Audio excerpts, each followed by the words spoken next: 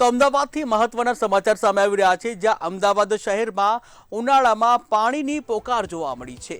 ત્યારે અમદાવાદ શહેરમાં ઉનાળાની હવે શરૂઆત થતાં જ જે પાણીની પોકાર જોવા મળી છે, જ્યાં ઓઢવની 10થી વધુ સોસાયટીઓમાં પાણીની સમસ્યા જોવા મળી રહી છે।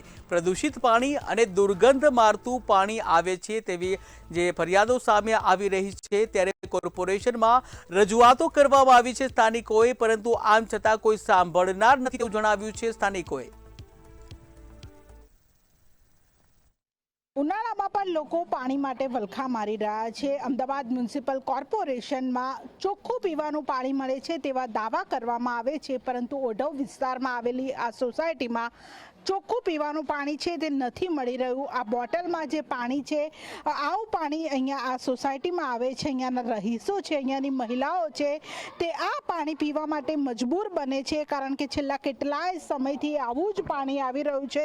બેન, આ પીવાનું પાણી છે, પી શકાય? આને ના પી શકાય અને બીમારી થાય। 15-20 દિવસથી આવું પાણી ગંદુ આવે છે, અમે પીએ છીએ, અમારા છોકરા બીમાર થાય અને દવાખાનામાં પૈસા નાખવા પડે, બીજું કાંઈ નહીં। ક્યાંથી પૈસા લાવે? એટલે મહિલાઓ છે તે મુશ્કેલીમાં છે, કારણ કે આ પાણી છે તે ના પી શકાય। કેટલા સમયથી અહીંયા રહો છો, આવું પાણી આવે છે, અધિકારીઓ આ પાણી પીવે? હા, અમે તો 25-30 વર્ષથી હોય રહીએ છીએ, પણ આ પાણી એટલું ગંદુ આવે છે ને તે પીવા લાયક છે જ નહીં એમ બિલકુલ। અને છોકરાઓને પણ પેટમાં દુખે છે અને ઝાડા જેવી પેલી થાય છે। હા, એટલે તમામ જે મહિલાઓ છે તે અત્યારે ચિંતિત છે, કારણ કે ઘરમાં પોતાના બાળકો છે તેમાં જે ઝાડા ઉલટીના કેસ છે તે વધી રહ્યા છે। બેન, પાણી એ સૌથી જ્યારે દિવસ ઉગે ત્યારથી પાણી જોઈએ, કેટલી મહિલા તરીકે કેટલી મુશ્કેલી પડે પાણી દૂષિત આવે? પાણી વગર કશું ચાલે એવું જ નથી। પાણી વગર કશું જ ના થાય। પાણી પીએ તો પેટમાં દુખાવો થાય છે, નાના છોકરાને પેટમાં દુખે, તો એનો સમસ્યાનો ઉકેલ કરો કંઈક તમે। બેન, શું થવું જોઈએ? પાણી આવું આવે છે, કેટલી વખત તમે રજૂઆત કરી હશે, પરંતુ ચોખ્ખું પાણી નથી આવતું। 20-25 દાડા ત્યાં ગંદુ પાણી પીવું પડે છે, પેટમાં દુખાવો, ઝાડા ઉલટીઓ થાય છે, ક્યાંથી લાવવાના પૈસા? કોર્પોરેટર દાવા કરે કે અમે ચોખ્ખું પાણી આપીએ। એટલે માત્ર જે દાવાઓ છે તે દાવાઓ કરવામાં આવે છે। કેટલા સમયથી આ 20-25 દિવસની સમસ્યા છે, રજૂઆતો કેટલી જગ્યાએ કરી, જવાબ શું મળે છે?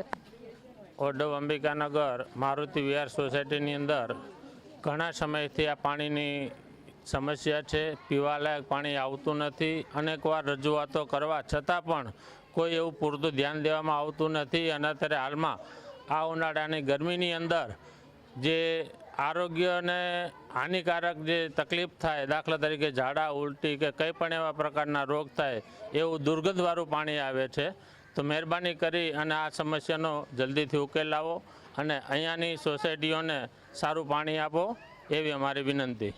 એટલે ચોખ્ખા પાણી માટે લોકો છે તે માંગ કરી રહ્યા છે। કાકા, પાણી આવે છે આવું, પહેલાં આવું પાણી આવતું હતું? પહેલાં જોયું હતું? કોઈ દિવસ આજ સુધી મેં કોઈ દિવસ પહેલાં ખરાબ આવેલું નથી, પણ આ છેલ્લા 20 દિવસથી પાણી બહુ ખરાબ આવે છે।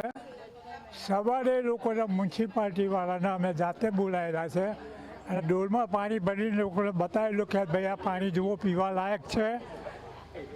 10-15 મિનિટ પાણી જવા દઈને ક્યાં ઢોળી દો તો 25-20 ડોલે પાણી ઢોળે ભર્યા, પછી પાણી તો બંધ થઈ જવાનું છે, પાણી આવવાનું નથી ફરી વાર। અને આખો દિવસ એ પાણીમાં ગંદક મારતી હોય છે। બધે અમે રજૂઆત કરી, પણ હજુ કોઈ ફેસલો એનો આવ્યો નથી। આજની તારીખે અમારી સોસાયટીમાં કંઈ નહીં તો પેટમાં દુખાવાના લગભગ 25-30 દર્દી છે અને ઝાડા છે। એ આ પાણી પીવાના કારણે મને ખુદને થયેલા છે। અમે દવા 4 દિવસ લીધા હતા, આમાંથી હતું। એટલે દવાનો પણ ખર્ચો થાય છે, અને જે પાણી છે તેમ છતાં પણ જે પીવાનું ચોખ્ખું પાણી નથી મળતું। બહારથી પાણી લાવીને પીવું પડે એવું થાય કે બોટલો લાવવી પડે, કે મિનરલ બોટલ લાવવી પડે? હા, બોટલો લાવી, કારણ કે 8 દિવસથી આખા ઘરનાને ઉલટી, ઝાડા અને પેટનો દુખાવો સખત। આ દવા લઈને અત્યારે હાજર છીએ મેં, તો પાણી તો પીવું પડે, બહારથી લાવીશ પાણી। એટલે ઉનાળા જેવી કાળઝાળ ગરમીમાં પણ અહીંયાના જે લોકો છે તેમને ચોખ્ખું પીવાનું પાણી નથી મળતું, ત્યારે તેઓ બહારથી મિનરલ વોટર ખરીદીને પાણી પીવા માટે મજબૂર બને છે. સત્તાધીશોને વારંવાર રજૂઆત કરી છે, પરંતુ આ જાડી ચામડીના અધિકારીઓ છે તે આ પાણી પીતા તો નથી, પરંતુ અહીંયાના લોકોને ચોખ્ખું પાણી આપી પણ નથી શકતા. અહીંયાના લોકો છે તે માત્ર એટલી જ માંગ કરે છે કે અમને પીવાનું જે ચોખ્ખું પાણી છે તે મળી રહે, પરંતુ ક્યારે ચોખ્ખું પાણી મળશે તેના ઉપર હજુ પણ લટકતી તલવાર છે તે જોવા મળી રહી છે. કેમેરા પર્સન રશ્મિન પટેલ, કિંજલ બોરીસા, મંતવ્ય ન્યૂઝ, અમદાવાદ.